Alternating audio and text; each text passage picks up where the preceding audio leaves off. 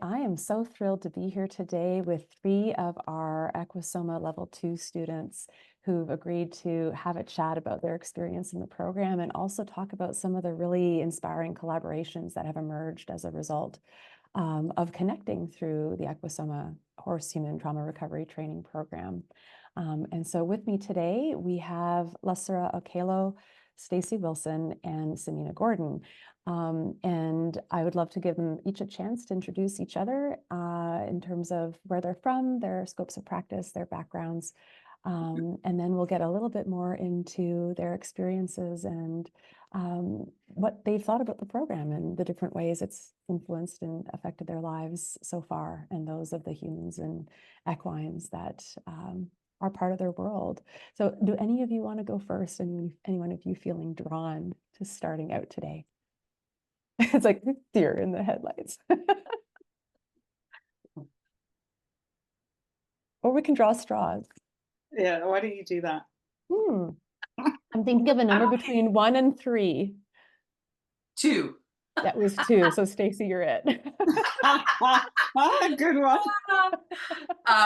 Years ago when I started, so this was like, I'd say 2013.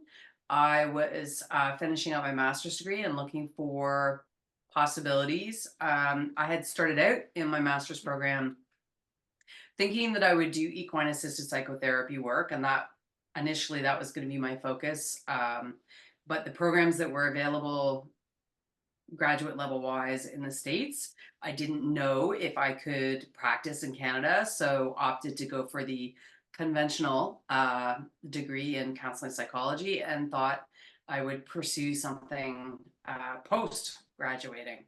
So then I started looking for placement opportunities and was looking around for people doing this kind of work and found Sarah and started looking to find opportunities. And at the time, it just didn't connect, and continued to kind of follow Sarah's progress and the things that she was doing, and attended a couple of different programs that I guess were like your precursor pilots to the program that exists now, and continued to kind of keep an eye on things and what was happening. And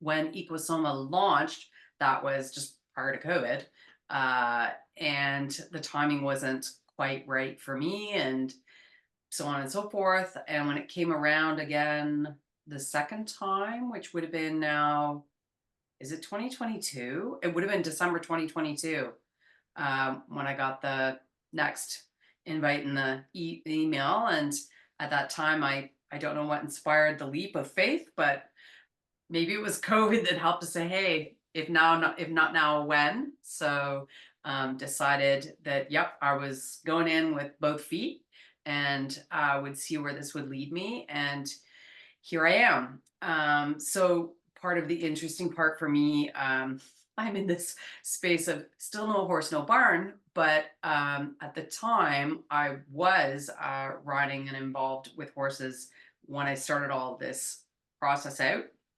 And now I'm not, but am trying to find my way back to the right fit. And yeah, this is where I am now. So I'll let my colleagues introduce themselves, and then we'll get into like what's been helpful about being in this together as a herd. Wonderful. Thanks, Stacey. I appreciate that. Losira or Cimena, who would like to go next? I can go. Oh, Cimena, you look like. You go. So my name is Losira Okelo, and I'm signing in from southern Quebec. I'm from a lot of different places. I don't have a place that I'm from. I don't feel. But I'm currently running my business and growing my business with a partnership at a barn here in southern Quebec. So I found out EQUUSOMA. It was such a kind of like Stacey, a bit roundabout. A friend of mine who's a farrier in Ontario had told me about EQUUSOMA and said it's a really great program. I went to the website, I downloaded the trauma-informed PDF, and I thought this is exactly the direction that I want to go in. I was path certified as an equine specialist in mental health and learning in 2022. And when you find something that you want, but you didn't know you want, and the language was all in there, that was it for me. And so I sort of kept the PDF and was like, I'd like to really incorporate this ethos into my work somehow. But I had also seen that I think it was Sarah, had done a spreadsheet of all the equine assisted programs sort of all around the world, and given them, an assessment of what it is, how long it is, what certification did it. So a woman who was at the barn, a counselor, an addictions counselor, was looking to certify as an equine trainer or specialist. And I said, oh, I know this website where there's this resource. And I had actually written to EQUUSOMA saying, thank you so much for this resource. So I recommended it to her. And then I went back to the website and I started digging more. And I was like, oh my God, they have a training program. And how did I miss this? And so I applied. It was at the end of 2020. Like, it was the last month that I could apply for a scholarship. And I did. And I ended up getting it. And I'm so happy from there. But I'll talk about that later. So yeah, that's how it came about. Lovely. Thanks, Losira. Cimena, you're next. My name's Cimena, and I am calling in from Minnesota in the US. I am on the land of the Anishinaabe, and I am a clinical social worker. And how I came to EQUUSOMA, again, mine was also the very last minute, past my other two colleagues here. So I was doing a lot of searching and reading the list that Losira was talking about, and looking through lots of different programming to figure out where it might fit better. And within that time frame, I had recently reconnected with an old childhood friend who is a somatic experiencing therapist and who is practicing. And so we were talking about, this opportunity, and she was my encouragement. And she just kept saying, no, Cimena, this is exactly what you're already doing.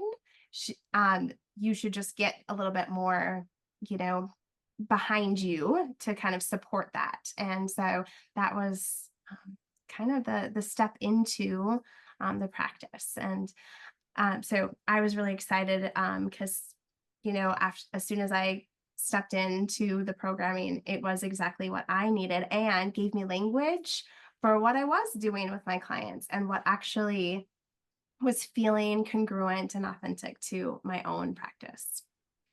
Lovely. Thanks, the three of you. And so you're all coming through having a background in some sort of equine assisted psychotherapy and learning, more or less, if we could call that sort of general field. And the EQUUSOMA program is broader than just equine assisted psychotherapy and learning, of course, which is another feature that I think makes us a bit different, because people don't often think of this when they think of equine assisted psychotherapy and learning trainings, or they do and don't realize it's actually broader. And so I forget if any of you also have a background in some sort of riding coaching or horsemanship training, or if it's been predominantly equine assisted psychotherapy learning world. For me, yes.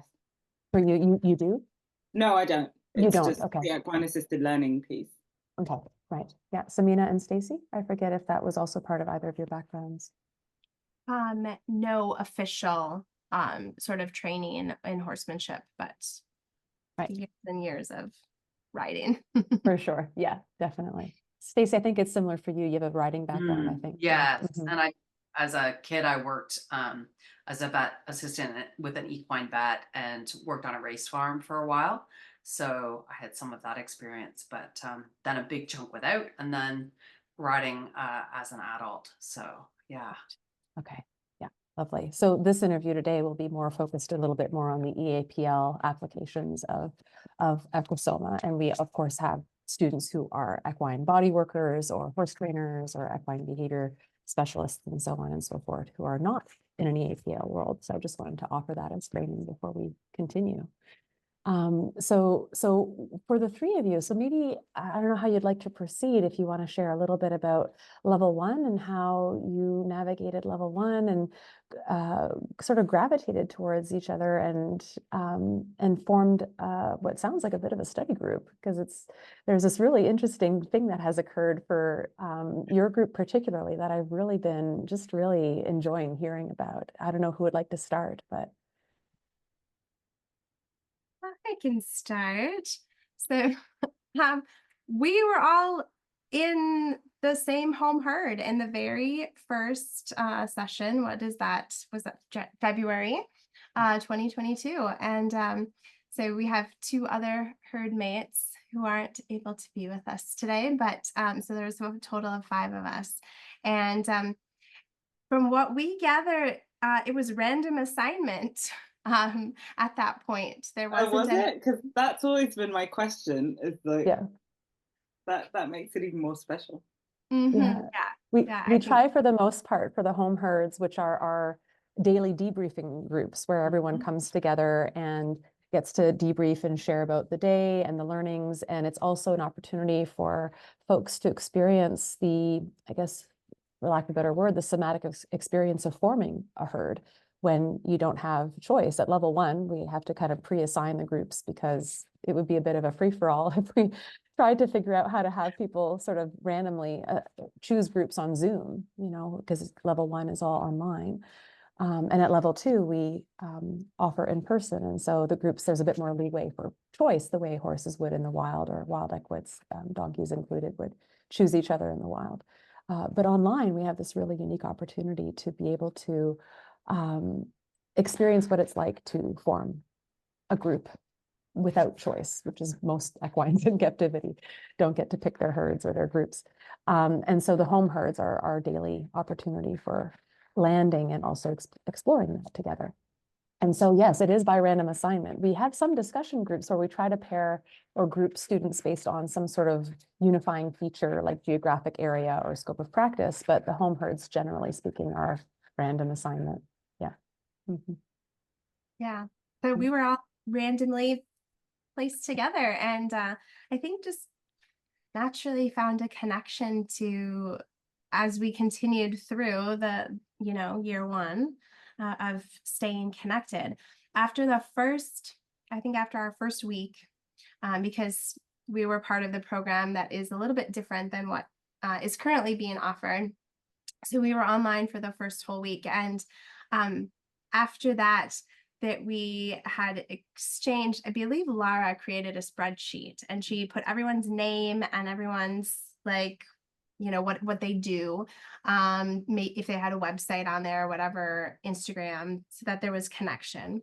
And after that, we had created a text thread of maintaining connection, and kind of started to talk about what would it be like if we would maybe meet monthly to just find some connection, because we all had we talk about like being really vulnerable in being a part of some of these pieces, and that a lot of parts of EQUUSOMA and the somatic pieces, you're really vulnerable with people that you don't even know, and all of a sudden you're put in this space about we have to build trust with each other. And so it became these threads became a connection for us to kind of talk a little bit about what that was like. Oh, did you experience this? How was your group?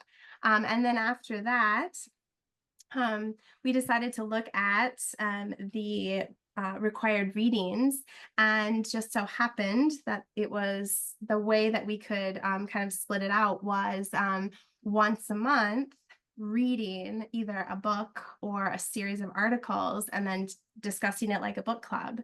And we intentionally kind of talked about what would it be like if we would meet together, and how would that be, and monthly, and could everyone commit to doing that?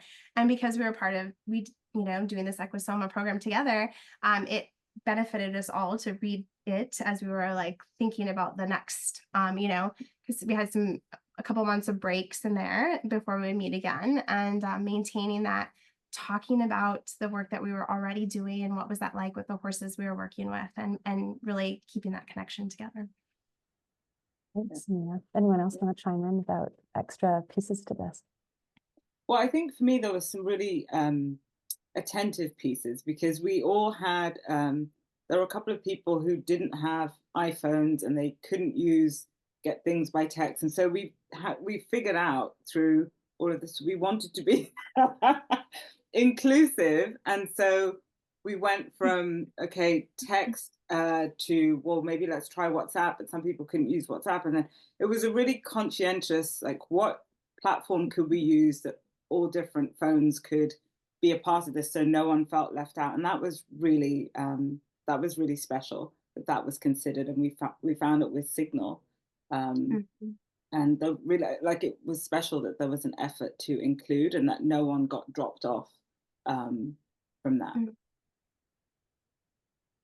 And there's something, I think, to that as well. Like when I sit with that, I notice like a warmth in my own chest, and like almost like a settling through my back when I hear about how there was all this extra consideration to like consider all the needs of all the individual group members or herd members, so to speak. And I don't know, each of you may have had a different response to that too, but I noticed that even just hearing about that, something deepens within myself. Yeah, well, I mean, I'll tell an interesting story because they never.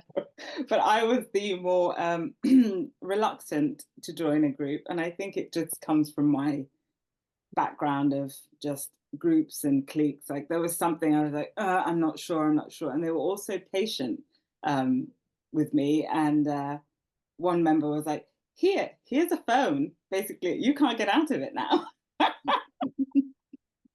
And it was done in such a humorous, supportive, choice driven as well. But yeah, I feel like this group has really been attentive to everyone's pace, and that's been consistent throughout the 2 years.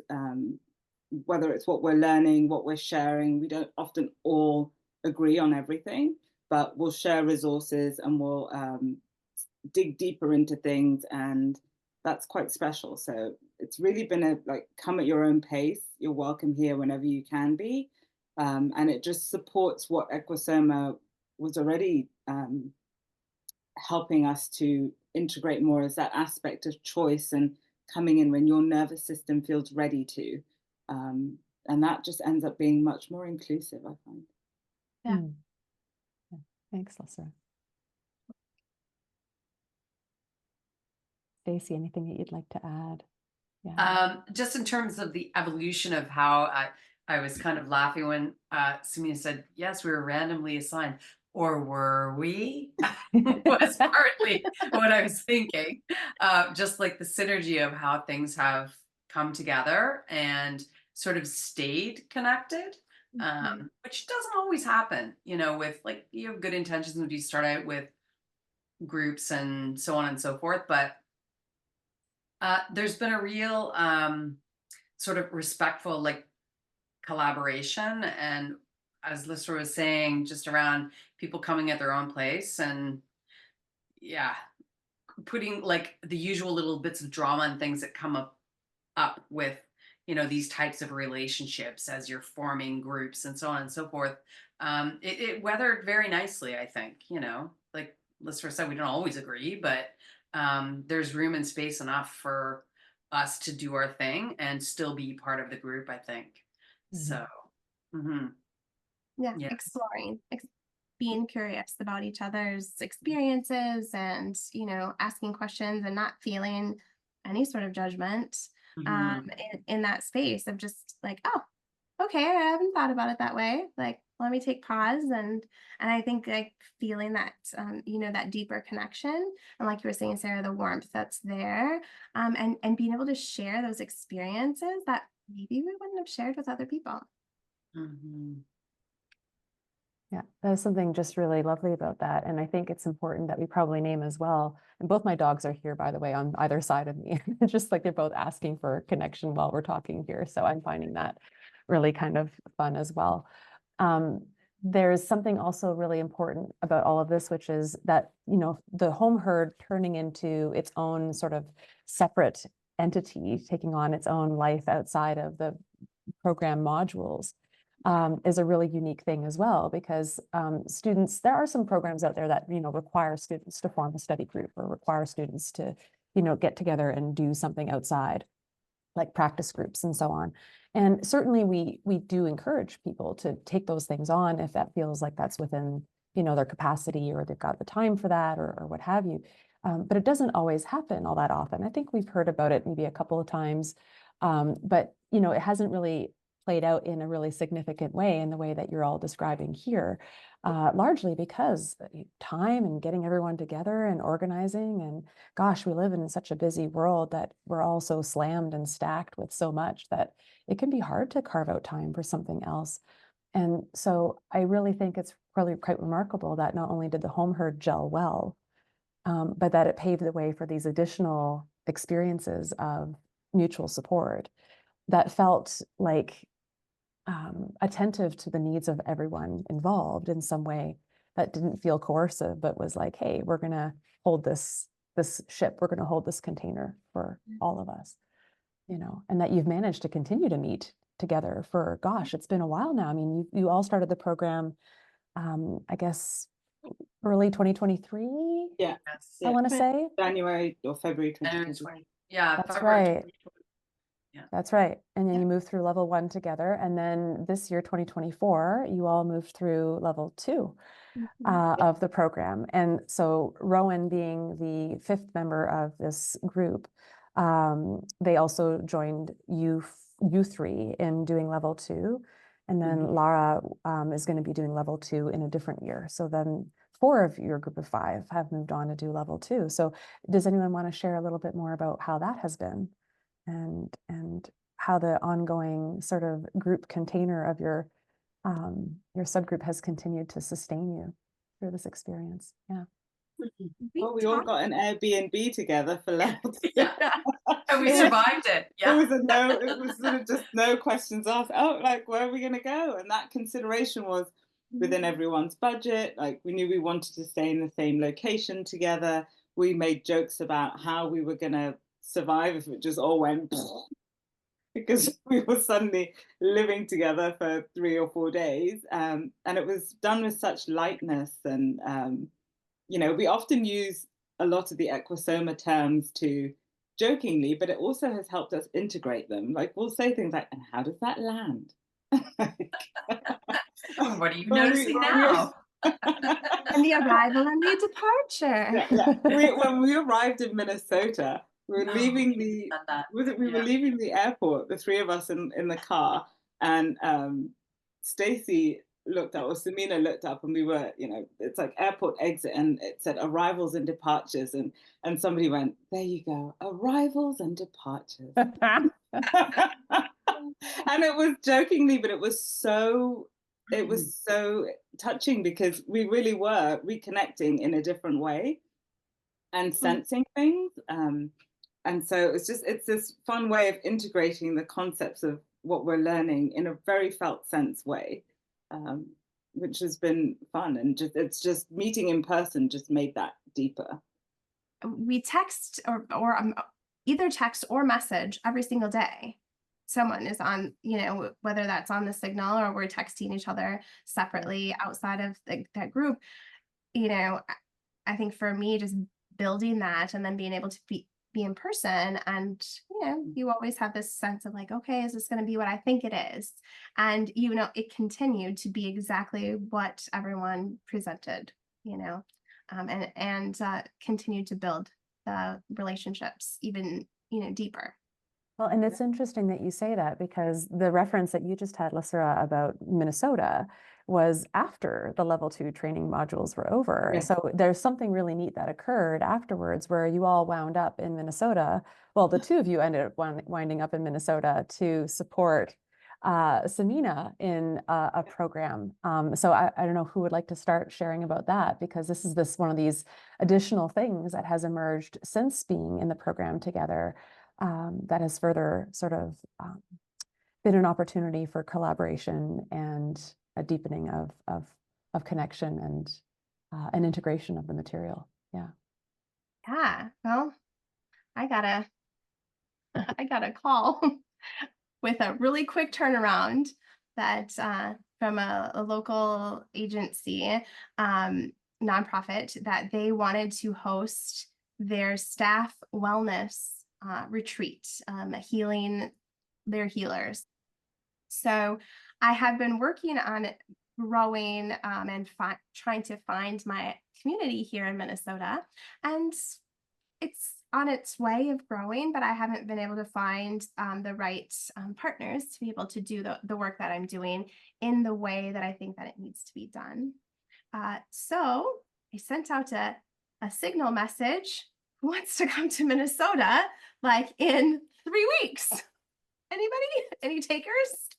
And so these two lovelies joined me, scurrying into the passport department to go get that up to date. And so we, so it was a really a quick turnaround and a quick thing, but we were able to host a day-long retreat for these individuals who were,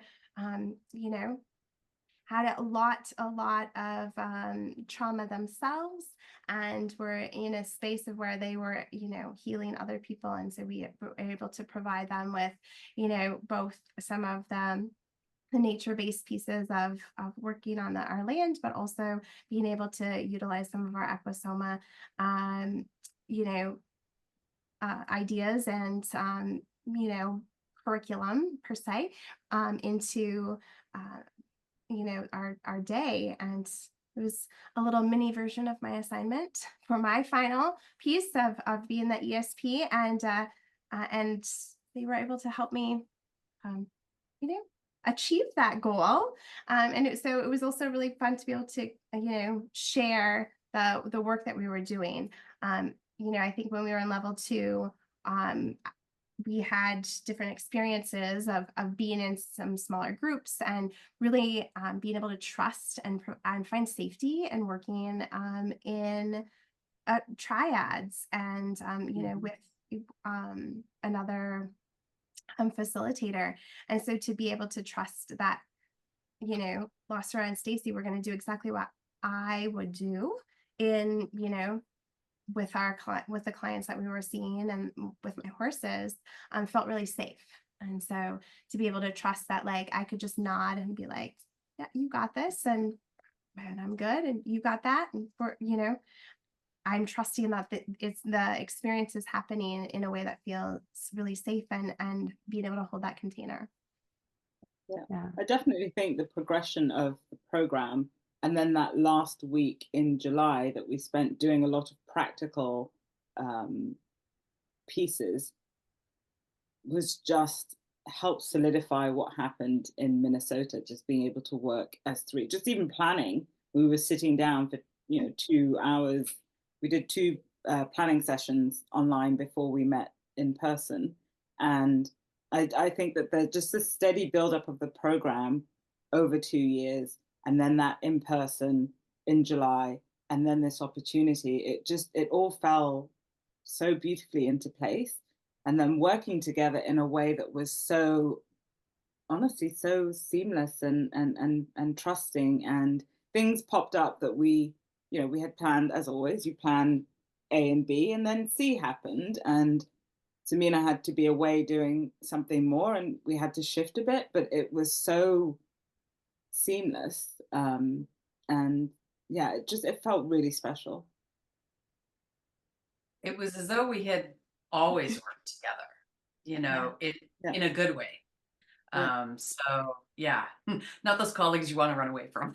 But that we actually, it's so interesting, because like a one-off day, but yet it felt like it just flowed, a natural progression from the work that we'd already done, and all the scaffolding, that was in place. And for sure that last week together, when we were doing level 2 practicum, just really helped to solidify, as Losira and Cimena were saying, both our trust in ourselves and each other, and how we could, know that our partner was doing their thing and had the same kind of trajectory and ethos in mind.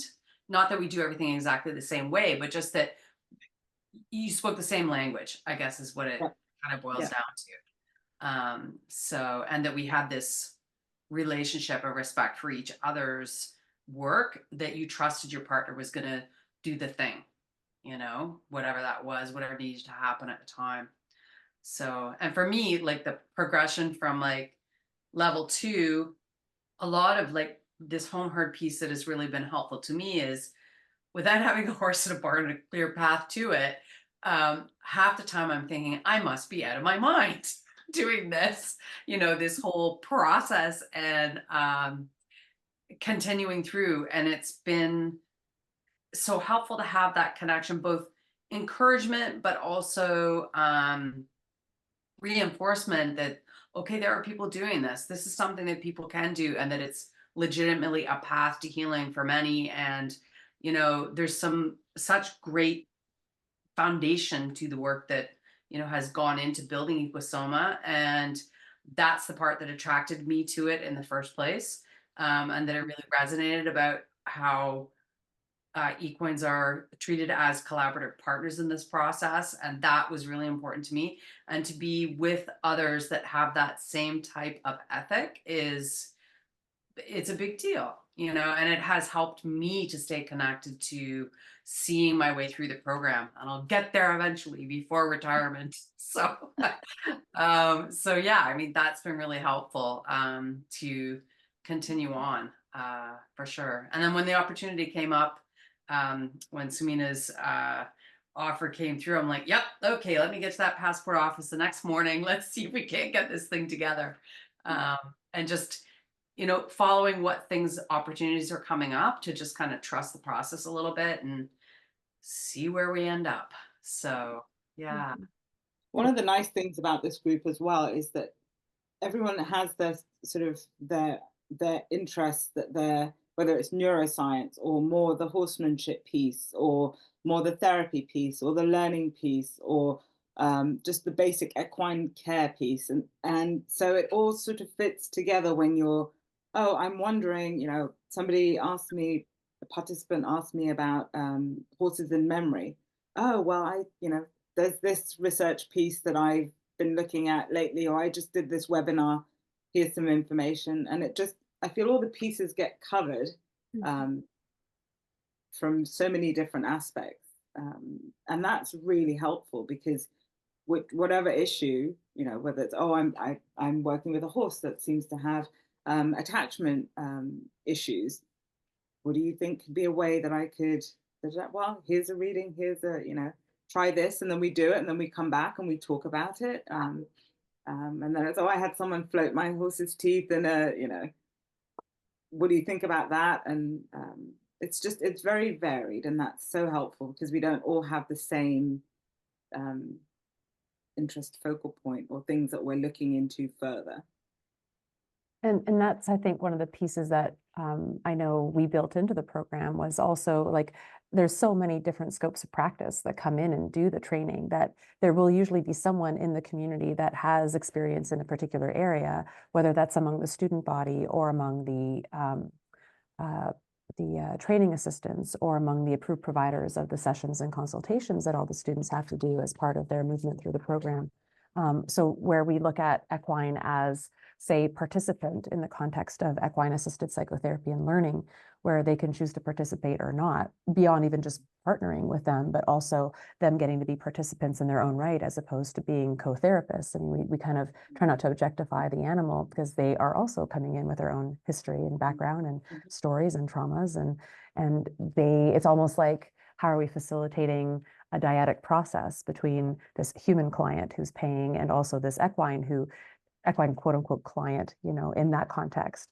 Yeah. But also, like, there's also these other areas like horsemanship, or, hey, I've got a horse issue, quote unquote, this horse is struggling with the farrier.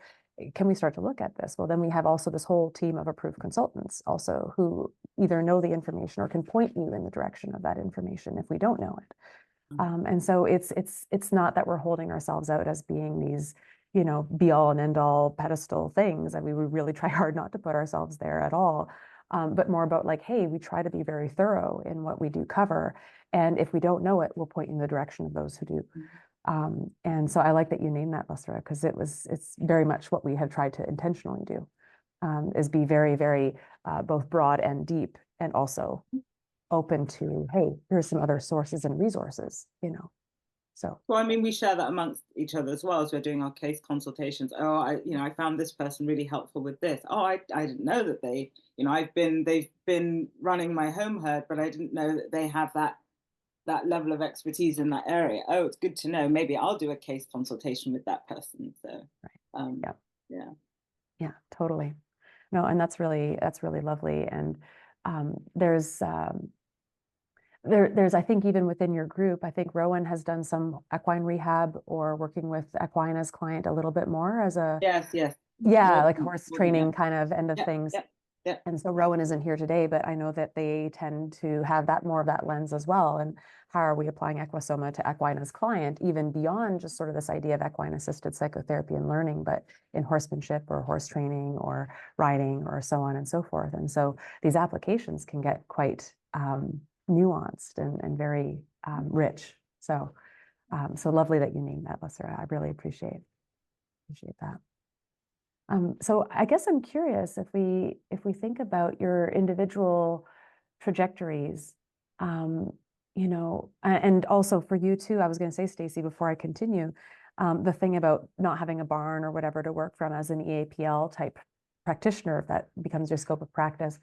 I'm also sitting here thinking about this other alternative application, which is working with equestrians as a client base, in which case you don't need to have a farm to work from, because you can either work with them in office and appeal to that audience directly, or go to their barn and get to see how they are with their horse. And so it becomes another application within all of this that, you know, I think is another consideration too, that is just a question of figuring out how you would set that up and market it. So there are so many creative options, you know. Well, I don't own my own horses. I'm working from one barn now with a partnership, but my visionary model is to have a couple of barns in different countries, or in 2 to 3 different countries that I can work from, and have great partnerships with, as opposed to being fixed in one location. That's the current model that I'm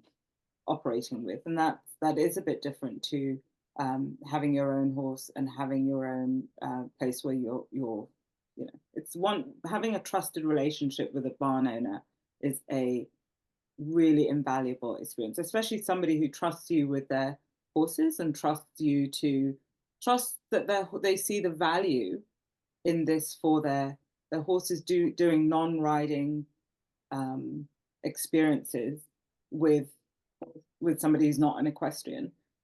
Is quite a special partnership when you find it. So, I mean, that's the current model I have, but yeah, it's different to, most EAL people are in one fixed location because that's where they rent or lease, or, they live full time. And, so there are different models. I think you just have to find what works. Yeah, certainly. And the one that I just mentioned doesn't rely on having to have any location at all, because you're going to wherever the human client is and where their horse happens to be. And so it just becomes another variant, and that's what I love about all of this, is there's been so much creative collaboration and conversation. I know you and Rowan have done some stuff as well, Losira, in terms of, it's unfortunate Rowan can't be here. Right? Of the 5, we live the closest together. So Rowan has come out to the farm, and we've worked with horses, and sometimes just talking to them and listening to them and getting some insights into how something could be structured differently. And I found that so invaluable. So with that said, where I was going to go, now that we've kind of tied off those little bits of loose ends, if you could describe what is most different, if you look back on where you all were when you started this training program a couple of years ago, and you look to where you are today, what do you notice is most different in terms of how you are in the world as an individual? And then what's different in how you are with other humans and equines in your various scopes of practice and or in general? Mm. What do you notice stands out? And any of you can go popcorn style. There's no order. Yeah. I think for myself, well, I've had trauma training in different aspects over the years. I think what's really been very valuable for me is the somatic lens is different for me than previous trainings, and probably where I was leaning in my own training, psychotherapy wise. And then having gone now through most of the process of participating in the sessions, both in practice during our training modules and then in the practicum levels, and also with the individual pieces, that has really awakened a different awareness for me. So I won't say that I've mastered life just yet, but but it's certainly helped me pay more attention that there's more than what goes on in my brain. So and to connect the two together, sometimes brain doesn't run around all by itself. So that's been an interesting learning curve, both personally and professionally. And then how I notice it weaving its way into my psychotherapy practice, aside from when I have, time around equines, I notice it in my practice with others in a different way. What And shows then up differently for you there, Stacey? Yeah. well, I see. Well, so both my own awareness of self and what's happening and going on for me, that has become much more attuned, and I can connect to it better than I did when I, first started the program. And then being a bit more adventurous in terms of tapping into it with some clients. Some clients, I feel like they're more open to that type of work than others. But even if they're not, if I'm not overtly going down that direction, a little bit of raising awareness around somatic sensation and connecting to experience, I might be just back pocketing that in terms of what I'm noticing with them and how I'm weaving it into our session work. So that has been helpful to me. And then now I think for me, the practicum experiences and spending time with people who are working around horses and being with the horses in a different way than I have been previously in my life with equines has been a really interesting and valuable experience. And I'm excited to kind of see now where things go from here. Yeah, so that is the part that I continue to be curious about. Where is this going to go from here? I got all excited after our last practicum together and signed up for a Masterson's course and went off and did that for a weekend. And now I'm looking to find more connections to do more of that work. And we'll probably be finding my way back to a barn that has an ethos that fits with a lot of what EQUUSOMA is doing, to do some horsemanship work there, just to find other ways to how I might build, a program like you were suggesting. Maybe I just work with equestrians, but I do like working with the horses. So how would I do that? What benefit could I bring in this way? So yeah, just playing around with all these different ideas about how this could come to fruition. So, Definitely. Thanks, Stacey. Sarah and I were just talking about some of these pieces earlier, just around the intensity of that, like, maybe always feeling some of this somatic resonant pieces and maybe knowing some of these things, but now it's almost shows up really more intense. And because is that because we're more attuned, because we're paying attention more, but just recognizing it just in that. So for me, I think that some of these pieces were similar to things that maybe I had learned. Some of them are different.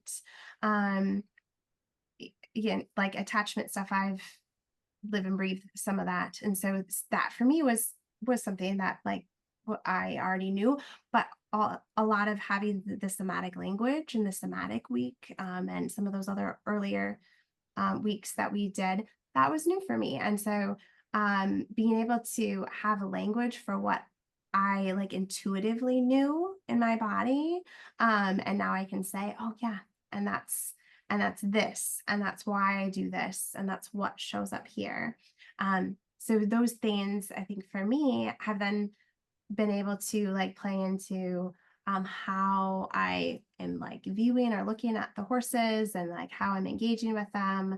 And then even just as a parent, being able to like utilize some of those same skills and things that, that I'm practicing with the horses, but, utilizing them in my own parenting skills. And then, subsequently using that with clients in sessions.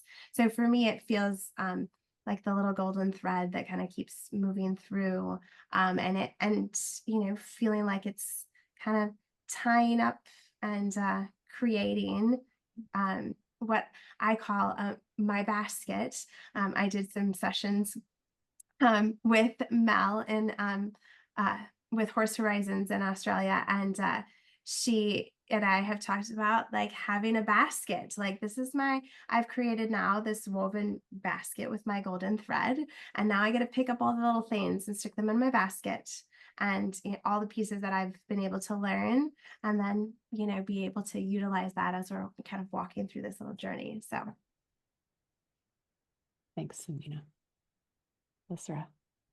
Yeah, for me, it's been, again, it's what I said in the beginning, this sense of not having a language for something and then finding it and being like, oh my God, yes, this is it. And it's, I think what I loved about it, and the things that come up for me is I think it was in the first year or it was the first February session, that recognition of why did you self-select into this, into this area, into with horses, just really being introspective and reflective of your blind spots, good and bad, or like without judgment, but there really isn't this sort of, this is the way that it is and it has to be, and maybe it is this way, maybe it's not, maybe get curious, maybe it's something quite unique. And I think it just leads for, in my sense, I feel a greater depth as a person, as a business owner, as a EAL facilitator, in so many aspects. I just, in my relationship with horses, it's just, I think I would have looked at, when you say attunement or any of these things before, I would have thought, well, you have to be a horse whisperer. And I've learned through this, attunement is just being sincere and listening and learning the things of what are the calming signs and signals and what are those things. But underneath it all is a sincerity, a curiosity. You might mess it up, but it will always be there. You can always take a turn. You can, so there's not this fixed rule. The fixed rule is be curious and don't take everything as just a singular case. Maybe get curious to see if it happens again, then maybe that is the answer to it. And that may turn some people off, but I find it very liberating. And I think that it's created so much depth into what I offer and how I feel as a person and how I learn, and how I'm curious to keep learning and keep growing. And yeah, so depth is the word for me. Well, and I like that. Would there be a word that either of the other two of you, if you think about your experience of the program, if there was one word that really sort of encapsulates the totality of that, if that was even possible, if you just sat with your own bodily sensations right now and just seeing if a word emerges from that? well, the word for me, well, my word this year, well, for last year and then for this year. So my word for last year was becoming. And my word for this year was transformation. And those are words that were just kind of given to me in whatever energetic space, right, that showed up. But I feel like that because this program has kind of been a part of my journey for the last 2 years of becoming who I want to become, and all of the pieces that shows up, whether that's in horsemanship or, parenting or my, own personal journey. But then also the transformation that shows up, of transforming the way that, just the mindsets. Or I was telling Kim that, when I'm doing the program, it's putting on the EQUUSOMA glasses and like viewing the world through this space. And now that I have the glasses on, I don't really want to take them off because I kind of like them. And I kind of like how it feels as I'm looking through them, in the transformation space of being able to create that. Excellent. Yeah. Stacey. The word that kind of emerged was congruence. And I think it sort of captures a number of different things for me, but one is about how I want to be living and practicing and have wanted to forever, and that I'm moving more towards that, but also, congruence within myself, as I'm practicing, and also with horses, and with people too. So it's really kind of captured a whole series of things, but that's the word that stood out for me. Thanks, Stacey. And I think I'm just really, I'm really appreciating how your group formed, and it reminds me of where we started today, which was the idea of, Cimena, when you were talking about your workshop that you gave in Minnesota recently, and this realization around, gosh, there's something different when everyone is on the team is coming together from the same, not just ethos, but like also like there's a certain amount of regulation and capacity that you learn to trust about each other's nervous system. So it's not just the ethos and the nuances that each of you pick up on, but those nuances and that ethos are sitting on a neural platform of nervous system capacity that has been built over time. So it's not just this top-down knowledge of things, but also that you're embodying this from the bottom up. And so that you can lean into each other as you're facilitating the work. So like you're saying, Cimena, like I just have to do a little eye nod or, sidebar, and I know that they've got it. And that's one of the reasons why we suggest to people, if you can, register with a co-facilitator. If there's someone that you do work with, whether it's in direct service delivery or what have you, that if you can register with someone that you plan to offer services with, whatever those services happen to be, because there's something really special about being able to go through the program together with the person you end up co-facilitating, whatever service it is, whatever scope of practice you're in, with, because there's this deeper trust in not just the knowledge, but the knowing that comes from having deepened the work, for having done your own personal sessions and having done all these case consults that are required, and this integration. And so what I love about your experiences is that none of you registered with a co-facilitator, and yet look at how you've managed to find an experience of collaboration through the home herd, which morphed into your own sort of separate study group, which morphed into all these varying collaborations with one another in these different capacities, which sort of cements this other route. It wasn't just registering with a co-facilitator, but you've built something bigger, which is community, and being able to lean into community, so that ultimately, you're all in your own respective areas of the planet, but you're all able to lean in. And in some respects, offer things together as well, which I think is really brilliant. Yeah, we'd love to be able to do more of that. Yeah, gosh, someone invent teleportation already, right? I know. Yeah. Just Well, snap our fingers. Not too late for the Airstream to take this show on the road. Yeah. The EQUUSOMA traveling roadshow. Yeah, Stacey's convinced me to get an Airstream and just travel this around. There you go. Well, there's another creative alternative version of this. Right. Well, and with that said, I just wanted to thank you all for your willingness to share your own experiences with the program and the ongoing ways that this has started to, shift and change your own worlds and the worlds of the humans and the equines that you are involved in. So thank you so much from the bottom of my heart for your open-hearted participation and your willingness. Yeah, it's been a It's real been joy very to watch special. the three of you. Thank you for building I it. know we all appreciate. Yeah, it's been really, really heartfelt, and we really appreciate it. And we often talk about how much we appreciate it amongst each other. So, so thank you and the team that has supported all of this to happen, because it is really special. Thanks, Losira. Thanks, Stacey and Cimena as well.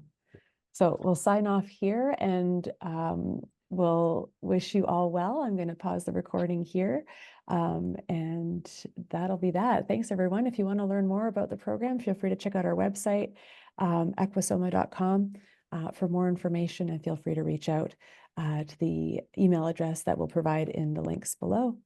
All right. Thanks, everybody, for your time.